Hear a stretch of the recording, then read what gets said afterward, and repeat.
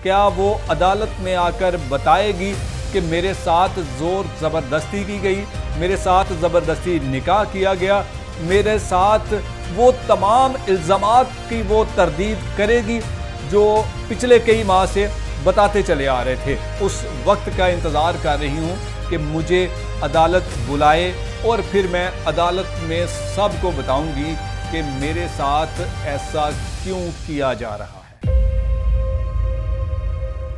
अस्सलाम वालेकुम नाज़रीन, मैं हूं एडी मलक और आज ज़ारा केस के हवाले से बड़ी अहम खबर लेकर आपके सामने हाजिर हुआ हूं। नाज़रीन, ज़ारा अब घर वापस जाने के लिए तैयार हो चुकी है। ये मैं नहीं कह रहा, बल्कि आने वाले कुछ लम्हात के बाद इस तरह की खबरें आपको सुनने और देखने को मिलेंगी। क्या वाकया ही में ज़ारा ने अब ये फैसला कर लिया है? ये सारी कहानी क्या है, आज कोर्ट में क्या बातें हुई, क्या समाअत हुई, ये सारी की सारी तफसील मैं आपके साथ शेयर करूंगा और इस वीडियो को आप गौर से सुनिएगा और फिर उसके बाद आप अपनी राय का इजहार मेरे कमेंट सेक्शन में ज़रूर कीजिएगा। नाज़रीन, आज एक समाअत हुई और ये समाअत चोरी चुपके से जज साहब के एक चैम्बर में हुई और उस चैम्बर में क्या क्या बातें हुई, क्या क्या इंकशाफात हुए, तमाम तफसीलात के साथ आप मेरी इस वीडियो में मुलाहिज़ा कीजिएगा। नाज़रीन, आज एक एप्लीकेशन दायर की गई कि बेटी को अदालत बुलाकर उसका बयान लिया जाए। इससे पहले मैं आपको एक बड़ी अहम खबर यह बता दूं कि डीएसपी सईद रिंद साहब का अचानक से तबादला करा दिया गया। ये तबादला रूटीन का तबादला बिल्कुल भी नहीं है। डीएसपी रिंद को इसलिए हटाया गया क्योंकि वो उन्हें लगता था कि जब ज़ारा काज़मी को अदालत पेश किया जाएगा तो ज़ाहिर सी बात है कि पुलिस अपनी कस्टडी में किसी भी ऐसे जो मुगविया हो या कोई ऐसा केस हो तो पुलिस उसको प्रोटेक्शन देती है और इन्हें ये लगता था कि डीएसपी रिंद साहब उस लड़की को कुछ बता ना दें, क्योंकि इन्होंने जो उस लड़की को कहानी सुनाई है, जो इन्होंने जो मुलाकातों के दौरान उस लड़की के कान भरे हैं, क्योंकि वो आगे से इनको जवाब तो देती नहीं थी, वो कहानी क्या थी, वो बयानात क्या थे जो इन्होंने उस लड़की को सिखाने की कोशिश की है। और अब ये समझते हैं कि अब इसको अदालत बुलाया जाए और ये लड़की उन तमाम लोगों के ख़िलाफ़ बयान देगी, वो तमाम हक़ाइक़ आपके सामने रखेगी जो कि ये इनका ख्वाब है। लेकिन मैं ये समझता हूँ कि ये बड़ा अच्छा फ़ैसला है कि उस लड़की को अदालत अब पेश किया जाएगा, फिर उसके बाद वो लड़की अपने साथ होने वाले तमाम मुज़ालिम के बारे में आपको बताएगी। नाज़रीन, मैं आपको यहाँ ये भी बता देता हूँ कि इन मुलाकातों में वालिदैन की जानिब से जो सिखाया जाता था वो ये सिखाया जाता था कि ज़हीर के पास अब पैसे ख़त्म हो चुके हैं। ज़हीर के जो प्लॉट थे जो आपको बताया गया था वो सारे के सारे बिक चुके हैं और ज़हीर कराची से रफू चक्कर हो चुका है। पुलिस एक बार फिर ज़हीर को ढूंढ रही है, लेकिन वो दोबारा से कहीं जाकर छुप चुका हुआ है, वो कराची में बिल्कुल भी नहीं है, क्योंकि ज़ारा को इस तमाम तफसीलात के बारे में कुछ पता नहीं है। यहाँ तक कि उसकी सेहत कैसी है, वो क्या खाती है, वो क्या पीती है, वो क्या बात करती है, इन तमाम बातों से कोई भी वाकिफ नहीं।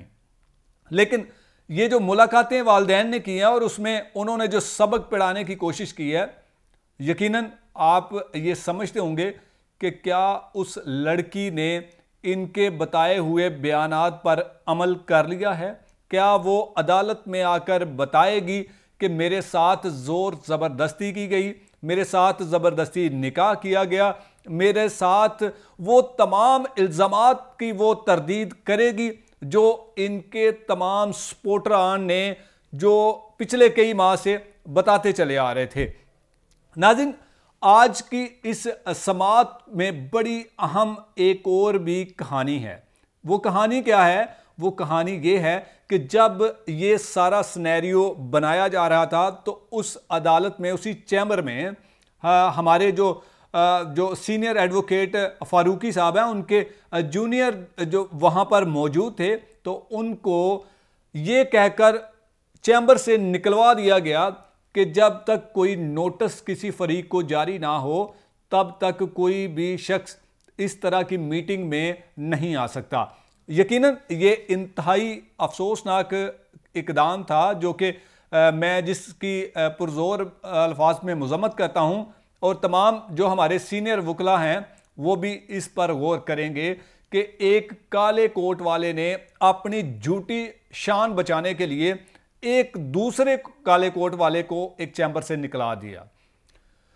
और यकीन करें कि ये जब इस तरह की बातें करते हैं तो शदीद किस्म का दुख होता है कि इनके अपने ज़ाती मफादात क्या हैं।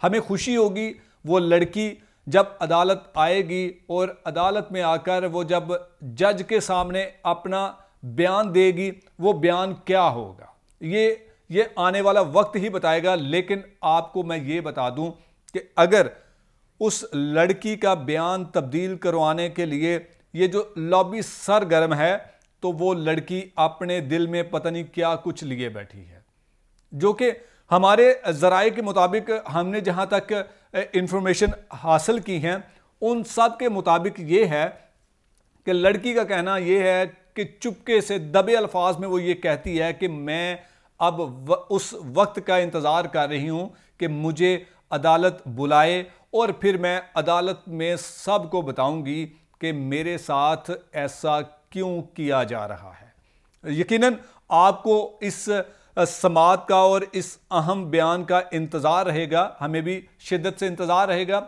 और हम ये चाहते हैं कि लड़की अब अदालत में आए और सच बताए कि उसके साथ किसी ने ज़ोर ज़बरदस्ती नहीं की बल्कि उसने पसंद की ही शादी की है और इस शादी को अब तस्लीम करना पड़ेगा।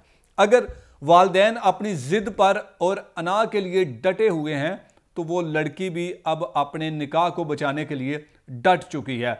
हमें इंतज़ार रहेगा कि वो लड़की अदालत आए और अदालत में आकर वो सब तमाम हकायक बताए और अपनी ज़ुबानी बताए। फिर उसके बाद जो होगा वो सब देखेंगे कि असल हकीकत क्या थी और झूठ क्या था। नाज़रीन, इस अहम समात का हमें भी इंतज़ार रहेगा। मज़ीद कुछ इस केस के हवाले से कुछ अहम खबर आएगी तो ज़रूर उसके साथ दोबारा से आपकी खिदमत में हाज़िर होऊंगा। तब तक के लिए अल्लाह निगहबान।